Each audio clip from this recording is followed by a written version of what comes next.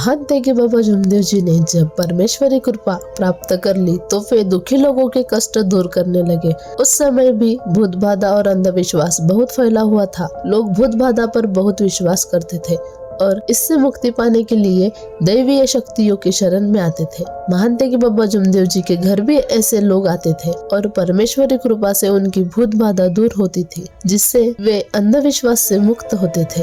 महान तेगी बाबा जमदेव जी के घर के सामने उनके दो बड़े भाई श्री बालकृष्ण और श्री नारायण राव रहते थे। बालकृष्ण की पत्नी श्रीमती सीताबाई के अंदर भूत आता था, जिससे परिवार को रात भर परेशानी होती थी। महान तेगी बाबा जमदेव जी के घर में हवन होने से उन्हें शांति मिली थी। एक दिन हवन पूरा होने के बाद बालकृष्ण और नारायण राव बाबा जी के पास आए और उनसे अपने घर में भी हवन करने की विनती की। बालकृष्ण महान तेगी बाबा जमदेव जी को हमारे घर में भी हवन करे ऐसे कहने लगे, ताकि हमारे दुख भी दूर हो। महान तेगी बाबा जमदेव जी ने शांत रूप से कहा, ठीक है, मैं रोज शाम को 11 दिनों तक हवन करूंगा। तय समय पर महान तेगी बाबा जमदेव जी ने हवन शुरू किया। श्रीमती सीताबाई पास ही बैठी थी। हवन के पहले ही दिन जैसे ही आहुति डाली जा रही थी, सीताबाई के अंदर बहुत से भूत आने लगे। सीताबाई विचित्र सी आवाज निकालने लगी, मैं अमुक हूँ, मेरा नाम अमुक है, मैं अमुक जगह रहती हूँ, मुझे बाबा हनुमान जी ने पकड़ा है और हवन में डाला है। इस तरह से वह चिल्लाने लगी।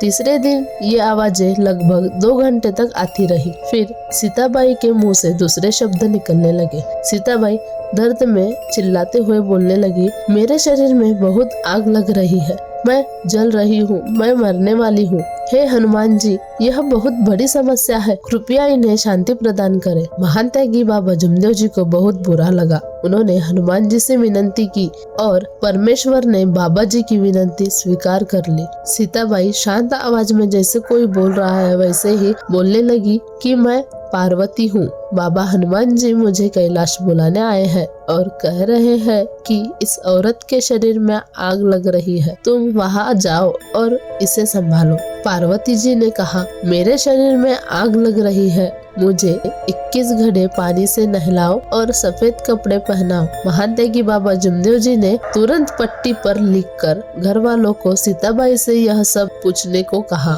घर वाले सीताबाई से पूछने लगे, अब तक शैतान आते थे, अब पार्वती कैसे आई? सीताबाई ने पार्वती के स्वर में कहा, हनुमान जी मुझे कैलाश बुलाने आए और मुझसे कहा, उस स्त्री के शरीर में प्रवेश करो और उसे बचाओ। सीताबाई को 21 घड़े पानी से नहलाया गया और सफेद कपड़े पहनाकर उन्हें हवन में वापस बिठाया गया। उसके बाद हवन कार्य पूरा किया गया। उस दिन से सीताबाई के शरीर में हर शनिवार पार्वती आने लगी। 11 दिनों का हवन समाप्त हुआ। एक दिन जिस व्यक्ति ने महान तेगी बाबा जमदेव जी से मंत्र लिया था, वह भी हवन में बैठा था। हवन समाप्त होने पर उसने महान तेगी बाबा जमदेव जी से कहा, मैं जिस जगह बैठा था वह हवन के दौरान बहुत तेजी से हिल रही थी। हवन पूरा होने पर वह हिलना बंद हो गया। जब लोगों को पता चला कि महान तेगी बाबा जमदेव जी से भूत बाधा दूर होती है, तो वो बहुत से लोग उनके पास आने लगे। महान तेगी बाबा जमदेव जी उन्हें मंत्रों से पवित्र जल देते और उनके दुख पर फूंक मारकर उन्हें दूर करते थे। हर शनिवार जब श्रीमती सीताबाई के अंदर पार्वती आती थी, तो भूत बाधा से पीड़ित लोग उनके पास आते थे। उनके शरीर में देवी देवता भूत शैतान आते थे। पार्वती उनसे वाद विवाद करती थी, पार्वती मैं तुम्हें जला दूंगी। उसके बाद वे लोग शांत हो जाते थे और उनके शरीर से देवी देवता भूत शैतान चले जाते थे और वे शुद्ध हो जाते। उसके बाद उनके शरीर में कभी भूत नहीं आता था। इस तरह महान तेगी बाबा जमदेव जी ने परमेश्वरी कृपा से दुखी लोगों को सुख प्रदान किया। उन्होंने